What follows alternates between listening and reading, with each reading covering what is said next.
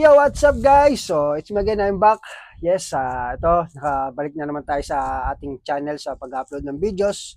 So, pasensya na, almost month din yata, halos hindi tayo nakagawa ng videos nakapag-upload. Gawa ng talagang napaka-busy namin guys. Minsan kahit linggo, pinapasukan namin, nagpapapasok yung amo namin kasi inagrab namin yung opportunity kasi sa mga nagdaang buwan, nung yung winter, medyo mahina, talagang medyo bumabawi lang kami ngayon. Kaya kung mapapansin nyo talaga guys, kahit may mga pang video ako, may mga pang upload ako, minsan hindi na rin kaya ng power natin yung mag-edit.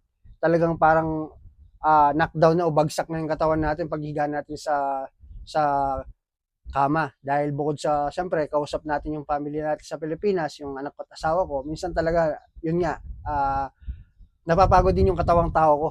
Kaya naman minsan hindi talaga ako nakakapag-upload sa inyo. Well, anyway guys, for today's video pag-uusapan natin. So bago lahat, kumusta muna po kayo sa mga solid viewers ko diyan. So na-miss ko po kayo. Kumusta naman po?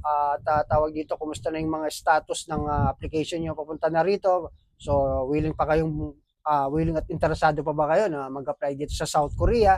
Gawa ng napakadami. Dumadami na ngayon yung mga interesadong mag-abroad dito, makapunta rito at makapagtrabaho kagaya namin na gustong sumahod ng malaki yung mga kababayan natin na nandiyan sa Pilipinas. Pero alam nyo ba guys, ngayon trending kung kilala nyo si Koreanong Napordoy. So trending yung video niya para sa mga kagaya ko na content creator na nagbibigay ng information, nagbibigay ng inspiration, motivation sa mga kababayan natin. So kesyo sa dami daw ng ano. Ito panoorin nyo para mas mabuti guys. Ayos, tapos iparinig natin sa mga DMW, gobyerno na dyan, unahin yung mga nasa roster nang sa ganun, maramdaman nila yung happiness din ba na ma-hired sila. Di ba? Mga vlogger kayo, tapos, inspired video, inspired, mas lalong dinagdagan yung naghihintay sa roster eh. Swerte yung mapalad. Mga bubo kayo eh.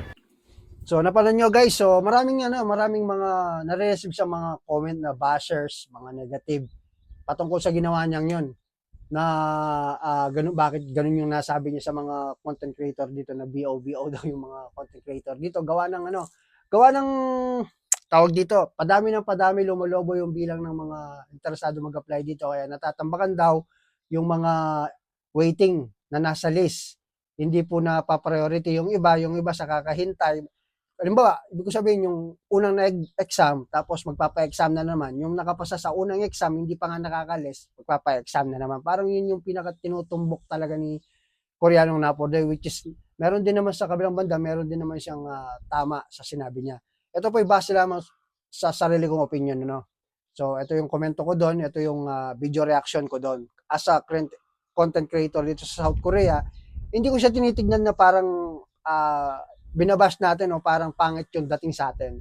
Siguro hindi lang po naintindihan ng maraming mga kababayan natin dito, ginawa pang parody, ginawa pa, sinare pa ng ilang beses yung video, sinasabi yung mga bagay na nabubulo na naman. Sinasabi yung mga bagay na hindi naman dapat sabihin sa kanya. Para sa akin guys, hindi naman sangayon ako sa sinabi niyang words na ginamit niyang term. Marahil doon siya nagkamali, doon siya nakitaan ng butas doon sa words na sinabi niyang BOBO. Alam nyo guys, ang pinaka parang gusto niyang ipaunawa at ipaintindi sa mga content creator dito kasi kung naintindihan nyo yan. So, pag nag-apply ka rito sa South Korea, dapat kalampagin din natin lagi, sasabihin din natin lagi, lalo na yung may mga malalaking content creator dyan, yung malalaki na yung followers, malalaki na talaga yung subscribers nila, yung para bang malaki na yung influensya nila as a content creator, as a vlogger. Kumbaga, yun ang parang gusto niyang sabihin, na kalampagin daw nila yung mga kakilala nilang mga content creator dito, magsama-sama, and then parang, yun nga, dumirekta kay DMW na bago magpa-exam, so kailangan paalisin muna yung mga nasa list o mga naka-waiting o yung mga tawag dito, yung mga nasa roster na kailangan ng employer. Para naman kahit paano hindi sila matambakan ng magkanta patong-patong yung mga nakapasa sa exam. Kasi dati ganun eh. So yun ang pinaka parang gusto niyang sabihin. Hindi daw puro na lang kesyo ganito, maging ganyo, na parang kung panonoorin mo yung videos, parang ganun lang kadaling mag-abroad, makapunta dito sa South Korea. So minsan dyan din pumapasok yung mga dating mga previous content ko eh.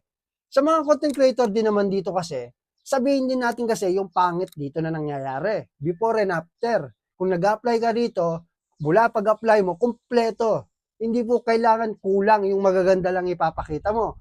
Yung ibang vlogger kasi nag-exam, ang taas ng score, tapos tawag dito, pagdating dito, ang ganda ng napunta na company, maalon yung trabaho, maganda yung accommodation, ang ganda ng sahod, malakas ang overtime. Para bang hindi sila napapagod, para bang wala kang masisilipan na butas na pangit sa napuntahan nila. Kaya naman yung iba, kahit na nag-fishball lang, security guard, hindi ko po nilalahat. Kumbaga, maganda naman po kasi yung pagbibigay ng information. Pero, as a content creator, pinapanood tayo ng mga tao na interesado rito. So, kailangan kung ano talaga yung tunay. Alam ko, tunay din naman na nararanasan yun. Pero, kumpleto dapat.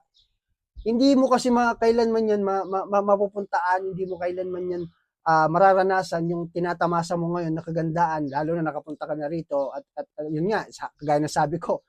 Di ba? So, nung panahon namin kasi, way back 2012 ako dumating dito. Magta 13 years na ako. So, going 14 years na tayo. So, sa ilang taon kong pagbablog dito kasi, mga nasa, more or less, nasa 5 years na rin ako. Nung nag-umpisa ako, konti lang kami na vlogger dito. So, kilala ko pa yung mga yon. Ngayon, dumadami na kasi bawat EPS na nakapasa. So, dinodocumentary yung naranasan nila, nagiging vlogger sila, dumadami na tuloy yung mga paulit-ulit na content creator na kung anong ginagawa ng isa, ginagawa din nila. Kung nagmo-motivate sila, sila. Parang ganun ang nangyayari. So, hindi mo na mabilang, kaya yan din isa sa mga rason kung bakit minsan nga, aminado ako na hindi na rin ako gano'n nakakapag-upload. Marami na kaming nagbibigay ng information, marami nang gumagawa ng ginagawa ko. So, yun po yung parang minsan, sinasabi ko po sa inyo lahat, sa mga vlogger dito at yung mga viewers na kayo na nanonood, alamin din ninyo yung kumpleto. Ano po? Huwag po tayong pumunta sa isang bagay na pilit nyo tinitignan yung kagandahan lang. Alamin nyo rin po yung pag nakapasa ka sa exam, hindi lang yung exam yung paghahandaan mo, yung skill test, after ng skill test medical. Di ba? Nakapasa ka nga sa exam, hindi ka bumagsak ka sa skill test. Nakapasa ka sa exam, nakapasa ka sa skill test, bumagsak ka sa medical. So, kailangan sinasabi nyo rin na hindi common nakapasa kayo, safety na kayo na makakarating dito, sureball na yung 100%. Kailangan sinasabi rin at pinapaliwanag po ninyong mabuti. May mga among demonyo, may mga namamatay during working hours sa hirap ng trabaho, di ba? Tapos, para dito pagdating mo rito parang mas mahirap pa sa construction na puntahan mo, kagaya na napuntahan ko, tubugan. I mean, yung trabaho na never mo na-imagine, never mo ginawa sa Pilipinas, minsan dito mo mararanasan. So, ang ibig ko sabihin po ganun. Yung before, bago yung success na nakita nyo. Kaya akala ng iba kasi, napakadaling mag-Korea. Kaya naman lahat ng mga kababayan natin, interesado magpunta rito. Kaya natatambakan ng natatambakan. At ganun na rin po sa DMW. So, sana naman yung DMW dyan, bago sila magpa-exam, siguraduhin muna yung mga previous na nakapag-exam na passers na waiting na nasa list. So, kailangan dapat dyan, marapatin lang na paalisin muna sila kasi gumastos po yung mga yan.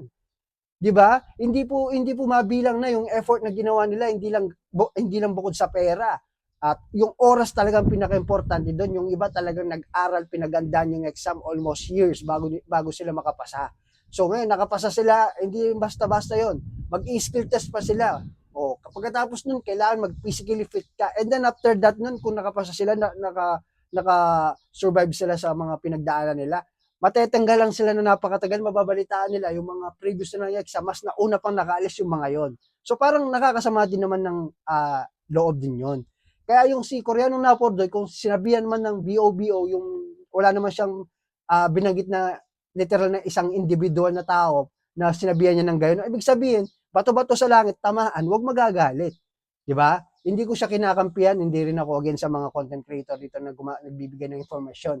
Maganda yon, mas okay yon. The more, the merrier. Pero ang kailangan talaga diyan, kailangan kumpleto po. Ano ho, hindi po nami-misunderstand ng ibang viewers. Kasi may mga viewers na talaga na totally walang alam yan kung ano yung mundong pinapasukan nila. Ang akala nila, mag-exam sila, for sure na yung pagpunta nila ng Korea. So, hindi nila naintindihan na gagastos sila napakalaki, maghihintay ka ng almost a year sa walang kasiguraduhan kung mapipili ka. Parang ang nangyayaring labanan kasi ngayon, swertihan na lang po talaga ang pag-apply at makapunta dito sa South Korea. Yun po yung ibig ko sabihin talaga. Hindi na kagaya dati, nung kami pag exam mo, wala nang physical. Wala nang medical yung tinatawag na tawag dito, TB test, lung test. Dati nung kami, walang ganun. Basta nakapasa ka, magme-medical ka, PDOS ka, magta-training ka sa DMW, yun lang, ganun lang kadali dati sa amin. Hindi tulad ngayon, Kaya dumadagdag yung requirements, dumadagdag yung kailangan yung gawin. Kasi ibig sabihin nun, ang pinaka-priority ng DMW para bawasan yung mga APS na gustong makapunta rito. Kaya lalo nila pinapahirapan ano-ano yung pinagdadagdag nila dyan sa binabago, nire-revise ng mga policies sa mga APS workers na baguhan na gustong makapunta at makapag-exam dito. Kasi nga, sa sobrang dami na ninyo, yun po siguro hindi lang nila masabi na stop, wala na, puno na, di ba? So, yun ang hindi nila magawa. Kaya naman kayo na umaasa na makakarating dito, kahit na konti lang yung kaalaman po ninyo, inyong iba sa inyo, hindi pa nga nakapag-prepare sa exam, magte-take na ng exam, di ba? So, sa kasamang palad ko, sino pa yung hindi nakapag-prepare, sila pa minsan yung nakakapasa, di ba? So, di ba, ang ano na, unfair po talaga kasi sa mga naghihintay na nasa list, na waiting talaga.